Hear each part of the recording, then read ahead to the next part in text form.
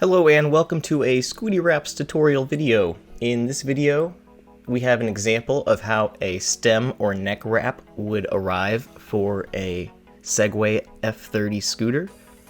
And you have me personally removing the top layer, the vinyl, or the neck wrap from the backing layer. It has all been pre-cut and will be weeded and ready to go. All of this video is recorded at real-time speed and just done in one take. Here I wanted to demonstrate the vinyl's pressure sensitivity. You can freely place and take back up the vinyl with ease. This is good for aligning the vinyl piece. You get as many attempts as you'd like, and it won't stick firmly to the scooter until you have firmly pressed down on the placement of the vinyl.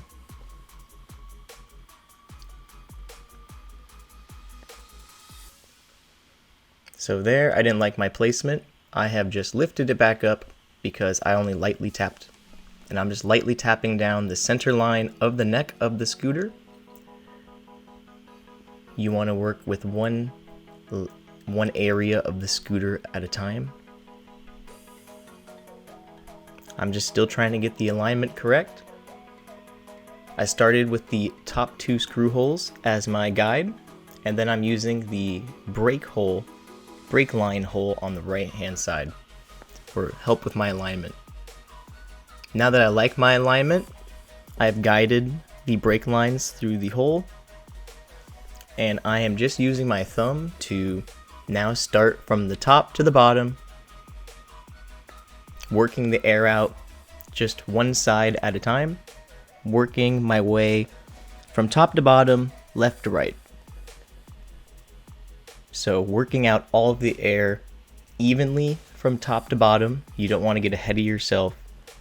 For example, I wouldn't want to fully wrap the top of the stem before wrapping any of the bottom. You want to evenly wrap the scooter and work the air from the left to the right.